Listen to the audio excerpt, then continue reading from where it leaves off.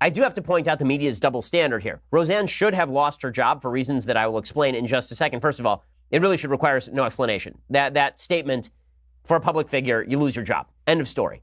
But the media, to refrain from pointing out the double standard when Joy Reid, who tweeted out a bunch of other gross stuff, and Al Sharpton, who is one of the worst race baiters in the history of the United States, at least in modern American history, to have those two people commenting on it with Valerie Jarrett, who was targeted by Roseanne, but also happened to be a member of an administration that was very happy to polarize along the basis of race, it provides a little bit of irony sitting there alongside Chris Hayes, who says that all Trump supporters are basically Roseanne. Anyway, here's Valerie Jarrett commenting on the situation.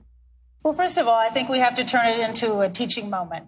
I'm fine. I'm worried about all the people out there who don't have a circle of friends and followers who come right to their defense. The person who's walking down the street minding their own business and they see somebody cling to their purse or want to cross the street. Or every black parent I know who has a boy who has to sit down and have a conversation, the talk, as we call it.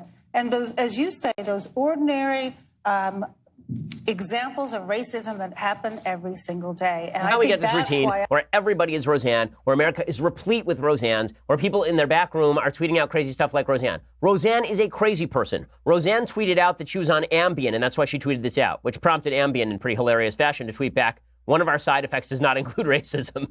So good for Ambien. And it's true. Whenever I saw those Ambien commercials, I never saw that butterfly with the KKK hood on it. That was just, I never picked up on that. But Valerie Jarrett suggesting that we are all Roseanne is the stupidest thing in the world. Roseanne did something bad. And you know what the effect was? She lost her job. She lost a multi-million-dollar job as the top sitcom performer in the United States. And Valerie Jarrett is saying this somehow impugns the entire United States. Somehow this is everyday racism in America. Hey, it's not everyday racism in America, because if it were everyday racism in America, Roseanne wouldn't have lost her job. I'm kind of getting sick of this routine where we smear the entire American public and all Trump supporters with the brush of Roseanne Barr. Okay, then Joy Reid comments on Roseanne. Okay, so here's Joy Reid, again, a woman who tweeted out a bunch of really nasty stuff like 4 weeks ago, and then recalled that she had amnesia. She literally claimed she had amnesia, which is a plot line that went out of soap operas in the 1980s. She claimed that she had amnesia.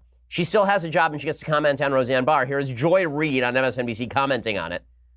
They see this as no big deal, that this is something that you should be able to say. Why can't you say it? Well, it's just jokes. Why are people taking it to heart? That's part of the problem, is that you have a certain set of people who feel that you should be able to speak this way. And unfortunately, we have a president at the moment who's kind of giving a broad sense of permission to not be politically correct, to speak the way you want, to offend who you want, and that people really shouldn't have a right to say anything about it. Okay, this is all straw man. I didn't see one major conservative commentator yesterday saying Roseanne should have kept her job.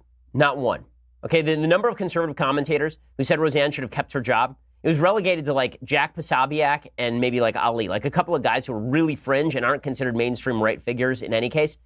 But they're treating it as though the entire right came out swarming in defense of Roseanne Barr. Obviously not true. Obviously not real.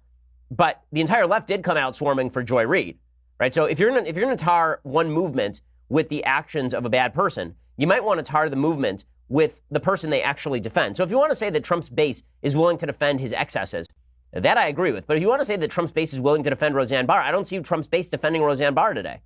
And the same thing is not true of Joy Reid. The entire left base came out in defense of Joy Reid. Very few of them wanted Joy Reid to lose her job. The same thing is true of Louis Farrakhan, of Linda Sarsour, of a bunch of people, Keith Ellison, who have associated with the worst kinds, Al Sharpton, terrible, terrible people who have been defended repeatedly by the left. Roseanne Barr lost her job after less than 4 hours after this tweet came out. So don't tell me the entire right-wing base is supporting Roseanne Barr. It just ain't true.